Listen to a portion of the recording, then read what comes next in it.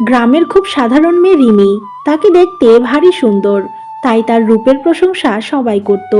রিমি অনেক সুন্দরী হওয়ার পরও তার মধ্যে কোনো অহংকার ছিল না। সে তার মায়ের সাথে অনেক আনন্দেই দিন কাটাচ্ছে। এমনই একদিন,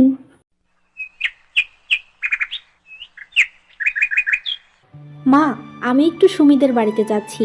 ওর মা নাকি পিঠা বানিয়েছে, তাই বারবার যেতে বলেছে আমাকে। তোর এখন কোথাও যেতে হবে না, ঘরেই থাক। এখন দিনকাল ভালো না, তুই তো বড় হয়েছিস।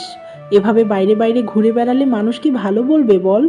আমি তোকে আজকেই পিঠা বানিয়ে দেব, তখন তুই খেয়ে নিস, আর আমি গিয়ে সুমিকে দিয়ে আসবো।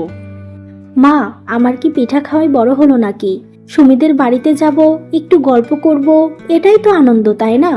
আর এটা তো আমাদের গ্রাম, এখানে ঘুরে বেড়ালে ভয় কিসের বলো? তুমি শুধু শুধু আমাকে নিয়ে এত ভাবো। আজ পর্যন্ত কি কোনো খারাপ কিছু শুনেছো? আর আমি কি শুধু একাই ঘুরে বেড়াই? এই গ্রামের সব মেয়েরাই তো এমন করে।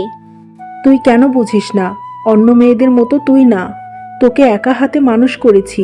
তোর বাবা তো সেই অনেক আগেই চলে গেছে, তাই খুব সহজে লোকে খারাপ কিছু বলে ফেলতে পারে। তখন কি হবে আমাদের বল? আর আমার মেয়ের তো কোনো দিক দিয়ে কমতি নেই, তাই তো একটু বেশিই চিন্তা হয়। মা, তোমার মেয়ে সাহসী, যে কেউ ইচ্ছা করলেই কিছু করতে পারবে না। হয়তো অন্যদের মতো আমার বাবা নেই, কিন্তু মা তো আছে। যে আমার মা বাবা দুইটাই। তুমি থাকতে আমার কিছুই করতে পারবে না কেউ। কিন্তু তারপরেও কথা দিচ্ছি, আর এত বেশি ঘুরে বেড়াবো না। আজকের মতো যেতে দাও। ঠিক আছে, যা, কিন্তু তাড়াতাড়ি বাড়ি ফিরে আসবি। তোকে ছাড়া বাড়িতে আমার একা ভালো লাগে না।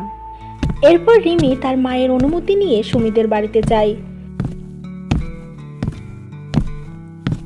এ কি, আপনি আমার পথ আটকে দাঁড়িয়েছেন কেন?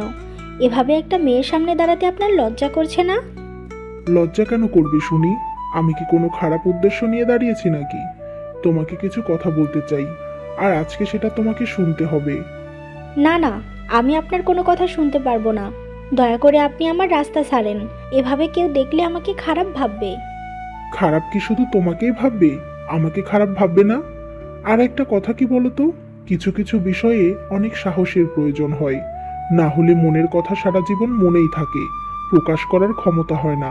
তাই অনেক চেষ্টা করে আজ তোমার সামনে এসে দাঁড়িয়েছি। দেখেন, আমার রাগ সম্পর্কে কিন্তু আপনার কোনো ধারণা নেই। আমি ইচ্ছা করলে এখনই আপনাকে ধাক্কা দিয়ে ওই পুকুরে ফেলে দিতে পারি। অনেক দিন হলো দেখছি আমাকে লুকিয়ে লুকিয়ে আপনি দেখেন, একদম যাকে বলে বেহায়া আর কি।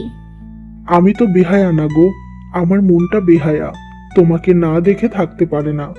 যেদিন প্রথম তোমাকে দেখেছি সেদিনই ভালো লেগেছে, আর ধীরে ধীরে তোমাকে দেখতে দেখতে ভালোবেসে ফেলেছি আমি। প্লিজ আমাকে ফিরিয়ে দিও না, তোমাকে খুব ভালোবাসি।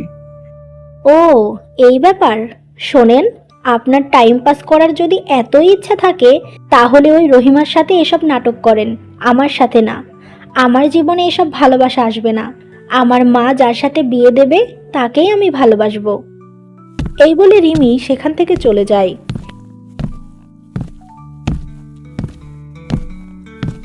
কি রে, মা তো পিঠা দিয়ে গেল, খা না। এমন করে কি ভাবছিস বলতো? আর বলিস না, ওই যে সেদিন তোকে একটা ছেলেকে দেখালাম না, ওই ছেলেটা আজকে আমার পথ আটকে বেহায়ার মতো বলছে সে নাকি আমাকে ভালোবাসে। এই কথা শুনেই মাথাটা গরম হয়ে গেছে। এসব ছেলেদের কোনো কাজ নেই, শুধু মেয়েদের পিছনে লেগে থাকে। আজ যদি কেউ দেখে ফেলতো, কি হতো বল? কি আর হতো, ছেলেদের তো কোনো বদনামি নেই। তোকে মানুষ কলঙ্কিনী বলতো। এই গ্রামে তো এটাই চলে। কিন্তু কি জানিস তো, আমার ভাইয়া একদিন ওই ছেলেটার সাথে কথা বলছিল, তাই দেখে ওকে জিজ্ঞেস করলাম সে কে। তখন ভাইয়া বলল তার নাম রাহুল, বেশ ভালো ঘরের ছেলে, আর সে নাকি খুবই ভদ্র। যদি এতই ভদ্র হয়, তাহলে একটা মেয়ের সামনে এসে এভাবে ভালোবাসি বলছিল কেন? ভালো ঘরের ছেলেরা কখনো এমন করে না, বুঝলি? তুই কেন রাগ করছিস বল? ছেলেটা তো তোকে অনেক দিন হলো ফলো করছে। ও নিশ্চয়ই সত্যি তোকে ভালোবাসে। আর ভালোবাসলে তো তা প্রকাশ করতেই হবে। এটা তো খারাপ কিছু না। তোর ভালো লাগলে কথা বলবি, না লাগলে দূরে সরে যাবি, তাহলেই তো হলো। তুই কি এখন ওই ছেলেটার হয়ে কথা বলবি? তুই আমার বান্ধবী, তাই আমার হয়ে কথা বল। আচ্ছা যাই হোক, ওই ছেলেটার কথা বাদ দে। আমরা পিঠা খাই আর অন্য কথা বলি। এমনভাবে দুই বান্ধবী কথা বলতে থাকে। বেশ কিছুক্ষণ পর রিমি বাড়িতে চলে যায়। আর বাড়ি যাওয়ার পথে দেখে রাহুল তার অপেক্ষায় দাঁড়িয়ে আছে, তাই সে তাড়াতাড়ি সেখান থেকে চলে যায়।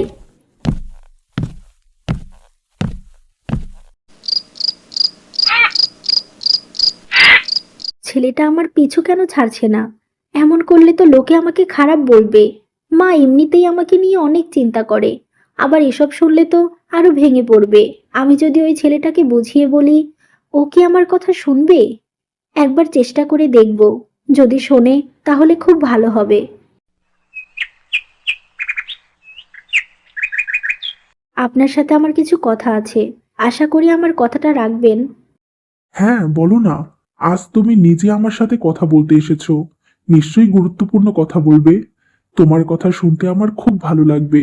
বলো, কি বলতে চাও? দেখেন, আমি আপনার সাথে প্রেমের কোনো কথা বলতে আসিনি। আসলে আমার বাবা নেই, জন্মের পরপরই বাবা মারা গেছে। আমার মা অনেক কষ্ট করে আমাকে বড় করেছে, সব সময় সে আমাকে নিয়ে চিন্তা করে একটা ঘরে মেয়ে থাকলে কেমন হতে পারে আপনি নিশ্চয়ই বুঝবেন। তো এই অবস্থায় কেউ যদি আপনার সাথে আমাকে দেখে, একটু যদি সন্দেহও করে, তবু আমাদের অনেক বিপদ হবে। মা মুখ দেখাতে পারবে না। তাই প্লিজ আপনি আর আমার সামনে আসবেন না, আড়াল থেকেও দেখবেন না আমাকে। এ তুমি কেমন কথা বলছো? আমি তোমাকে ভালোবাসি, খুব ভালোবাসি। তোমাকে না দেখে কি করে থাকবো আমি? আমি তোমাকে কথা দিচ্ছি, তোমার সামনে আসবো না। কিন্তু প্লিজ, আড়াল থেকে দেখতে বারণ করো না। জানি তুমি আমাকে ভালোবাসো না, কখনো বাসবে কিনা জানি না, কিন্তু আমি তোমাকে ভালোবেসেই যাবো সব সময়। আপনাকে যা বলার বলেছি, এবার কি করে আপনি কি করবেন সেটা আপনার ব্যাপার, কিন্তু আমি চাই না আপনি আর আমার সামনে আসেন। আর একটা কথা ঠিক, আমি কখনো কাউকে ভালোবাসতে চাই না। আপনি প্লিজ অন্য কাউকে খুঁজে নিন, শুধু শুধু সময় নষ্ট করবেন না। আমি এখন আসি। এই বলে রিমি বাড়িতে চলে যায়, আর রাহুল মন খারাপ করে দাঁড়িয়ে থাকে। এই দিনের পর থেকে রাহুল 2-1 দিন পর পর রিমিকে দেখতে আসতো, কিন্তু আড়াল থেকে দেখে চলে যায়। এমনভাবেই দিন কাটতে থাকে।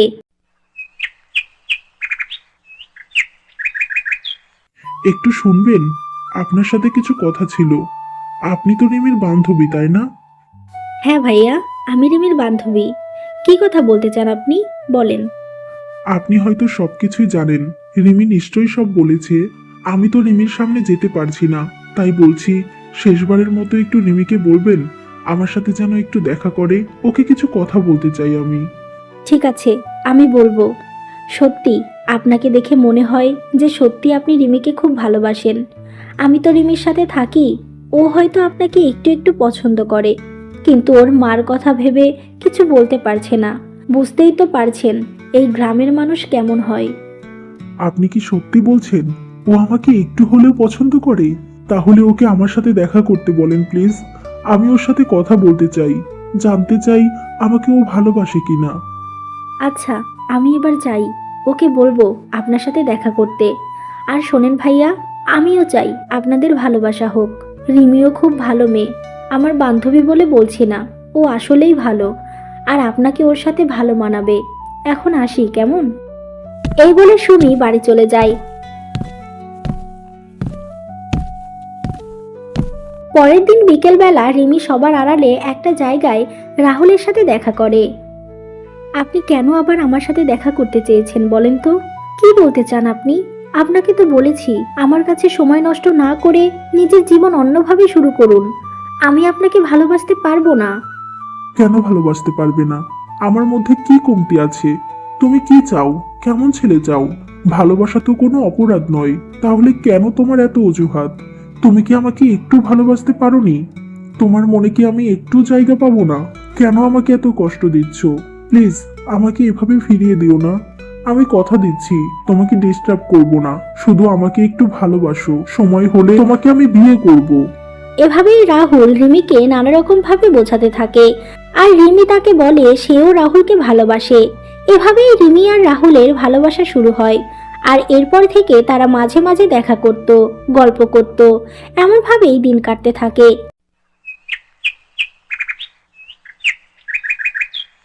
রাহুল, তোর ছোট আন্টি কল করেছিল বুঝলি। ওদের কোম্পানিতে ভালো পোস্টে তোকে চাকরি দিয়ে দেবে, তাই সেখানে যেতে বলছে। মা, তোমাকে তো আমি বলেছি আমি নিজের যোগ্যতায় চাকরি করতে চাই। কেউ আমার জন্য কিছু করুক সেটা আমি চাই না। আর এই চাকরির কোনো দামও নেই। তোর এসব কথা আমার একদম ভালো লাগে না। যদি তোর যোগ্যতা নাই থাকতো তাহলে কি চাকরি দিতে চাইতো কেউ? কোনো অশিক্ষিত কাউকে কি চাকরি দেওয়া যায়? এইটুকু বুদ্ধি নেই তোর? আর তাছাড়া এই গ্রামে থেকে তুই কি করবি? এখানে তো তোর কোনো ভবিষ্যৎ নেই। আমি চাই না গ্রামে থেকে তোর জীবনটা এভাবে নষ্ট হোক। তুই ভালো চাকরি কর বাবা। কিন্তু মা, এই মুহূর্তে আমি শহরে যেতে চাই না। আমি এখন প্রস্তুত নই।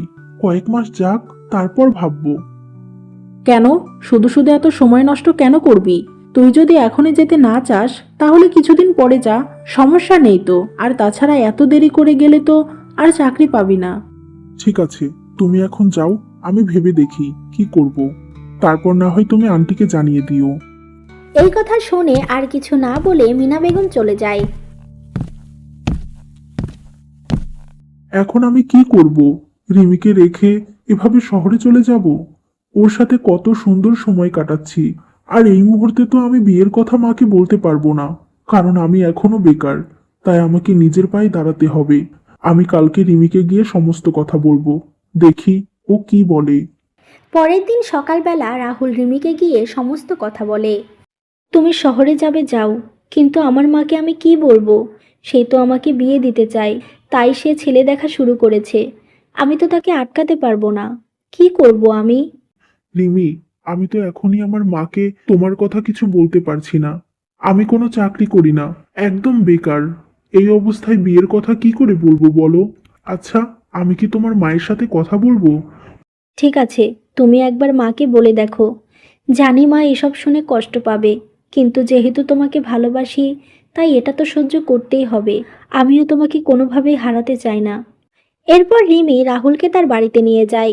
তারপর রাহুল রিমির মাকে সমস্ত কথা খুলে বলে। সবকিছু শুনে আয়েশা বেগম অবাক হয়ে যায়। রিমি, তুই তো আমাকে এসব কথা আগেই বলতে পারতি মা। কাউকে তো ভালো লাগতেই পারে। যাই হোক বাবা রাহুল, তোমার কথা আমি বুঝতে পেরেছি, কিন্তু এইভাবে তো আমার মেয়েকে আমি তোমার কথাই ঘরে রাখতে পারি না। কি নিশ্চয়তা আছে বলো? তাই তুমি আমার মেয়েকে বিয়ে করে রেখে তারপর শহরে যাও। পরে না হয় তোমার মাকে বুঝিয়ে বলো। ঠিক আছে আন্টি, আমি তাই করব। আমি রিমিকে ভালোবাসি, তাই ওকে বিয়ে করতে আমার কোনো সমস্যা নেই। আমি আজই ওকে বিয়ে করব। তারপর ভালো চাকরি পেলেই মাকে সবকিছু বুঝিয়ে বলবো। এরপর যেমন কথা তেমন কাজ। কিছুক্ষণের মধ্যেই রিমি আর রাহুলের ঘরোয়াভাবে বিয়ে হয়ে যায়। তারা দুজনেই খুব খুশি ছিল। কয়েক ঘন্টা রিমির বাড়িতে থেকে রাহুল বাড়ি চলে যায়। এমনভাবে বেশ কিছুদিন অতিবাহিত হয়। এরপর রাহুল শহরে চলে যায় আর সেখানে বেশ ভালো পোস্টে চাকরি করতে থাকে।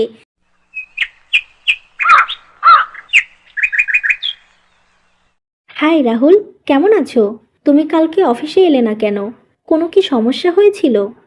হ্যাঁ নীলা, আমি ঠিক আছি। আসলে আন্টির শরীরটা ভালো ছিল না, তাই তাকে ডাক্তারের কাছে নিয়ে গিয়েছিলাম। লেট হওয়াতে আসতে পারিনি। আমি স্যারকে সবকিছু জানিয়েছি। ও আচ্ছা, এখন ভালো আছে তো আন্টি? আমি তো তোমাকে নিয়ে বেশি ভাবছিলাম, কারণ কখনো তো এমন করো না, তাই। হ্যাঁ, আন্টি এখন ভালো আছে। তা তুমি কেন আমাকে নিয়ে এত ভাবছো শুনি? আমি তো তোমার কেউ নই। কে বলেছে তুমি আমার কেউ নাও? তুমি যে আমার কাছে কি সেটা আমি জানি। তুমি আমার বেস্ট ফ্রেন্ড।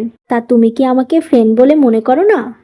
অবশ্যই তোমাকে আমি ফ্রেন্ড মনে করি, বাট তোমার কাছ থেকে একটু শুনে নিলাম। যাই হোক, আমাকে নিয়ে যে এখানে কেউ ভাবছে তা ভেবেই ভালো লাগছে। আচ্ছা রাহুল, চলো না, আমরা একটা রেস্টুরেন্টে বিকেলে কফি খেতে যাই। আর সেখানে অনেক গল্প হবে। এখানে তো সেভাবে কথা বলা যায় না। ওকে, বিকেলবেলা কফি খেতে যাব। তোমার সাথে কথা বলতে আমারও বেশ ভালো লাগবে। বন্ধুর সম্পর্কে তো জানতেই হবে। এমনভাবে তারা কথা বলতে থাকে। এরপর বিকেলবেলা তারা একটা রেস্টুরেন্টে কফি খেতে যায়। আর সেখানে কফি খেতে খেতে তারা জমিয়ে আড্ডা দেয়।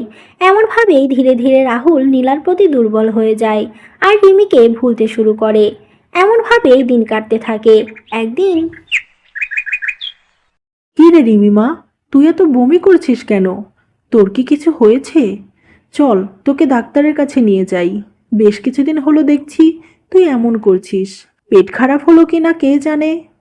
না মা, ওসব কিছু হয়নি। আসলে মা, তোমাকে একটা কথা বলতে খুব ভয় হচ্ছে। তুমি নিষেধ করার পরেও সেটা হয়ে গেছে। মানে কি হয়ে গেছে? তুই কি গর্ভবতী? আরে রিমি, তোকে তো আমি কত নিষেধ করলাম, এখনই এসব করিস না।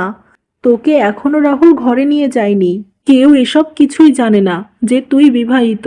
এখন সবাইকে আমি কি বলবো? মা, আমরা তো বিবাহিত। তুমি কেন এত ভয় পাচ্ছ? আমি রাহুলকে আজই জানাবো, ও নিশ্চয়ই সমাধান বের করবে। আর এখন তো ও চাকরি করছে, তাই ওর মাকে এখন সবকিছু বলে দেবে হয়তো। ঠিক আছে, তুই তাড়াতাড়ি রাহুলকে সবকিছু বল, ও যেন তোকে তার বাড়িতে নিয়ে যায়। কয়দিন পর পেট বড় হতে শুরু করবে, তখন তো মানুষের মুখ আটকানো যাবে না। এরপর রিমি রাহুলকে কল করে, আর সে গর্ভবতী সেই কথা রাহুলকে বলে। কি বলছো তুমি এসব? আমি এখনো তোমাকে আমার বাড়িতেই নিয়ে যাইনি, আর তুমি গর্ভবতী হয়ে গেলে? এই মুহূর্তে কি আমি বাবা হওয়ার জন্য প্রস্তুত নাকি? দেখো, মাকে তোমার কথা বলতে এখনো আমার অনেক সময় লাগবে। আমি মাকে কোনোভাবেই কষ্ট দিতে পারবো না। তুমি এই বাচ্চাটাকে রেখো না। রাখবো না মানে? তুমি কি বলছো এসব? আমি এই নিষ্পাপ বাচ্চাটাকে মেরে ফেলবো? ও তো আমাদের সন্তান, আমরা বিবাহিত। এটা হতেই পারে। আর তুমিই তো বলেছিলে চাকরি পাওয়ার পর তোমার মাকে বলবে। এখন কেন এসব বলছো? দেখো, জীবনটা এত সহজ না, বুঝলে? বাস্তবতা অনেক কঠিন। এভাবে জীবনের সিদ্ধান্ত নেওয়া যায় না। আমি এই মুহূর্তে কোনো কিছুর জন্যই প্রস্তুত নই। আমি ক্যারিয়ার নিয়ে ভাবছি। তুমি ওই বাচ্চাটাকে অ্যাবর্শন করো, না হলে তোমারই বেশি প্রবলেম হবে। আমি এখন রাখছি, ব্যস্ত আছি এখন। এই বলে রাহুল কল কেটে দেয়, আর রিমি অনেক কান্না করতে থাকে। মা, আমি ভুল মানুষকে ভালোবেসেছি। ও এখন বলছে বাচ্চাটাকে মেরে ফেলতে। কি করে এসব বলতে পারলো রাহুল? আমি কি করব এখন? এই নিষ্পাপ বাচ্চাটাকে আমি মেরে ফেলতে পারবো না।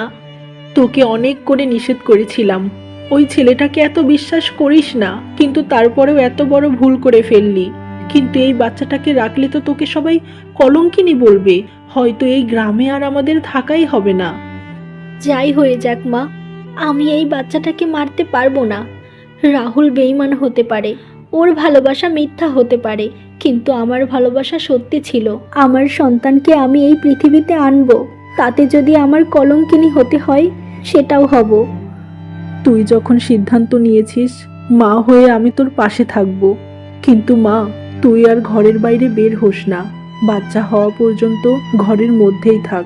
বাচ্চা হয়ে গেলে সবাইকে বলবো দত্তক নিয়ে এসেছি আমরা। এইভাবে আয়েশা বেগম তার মেয়েকে বোঝাতে থাকে, আর রিমি তার মায়ের কথায় সবসময় ঘরবন্দি হয়ে থাকে।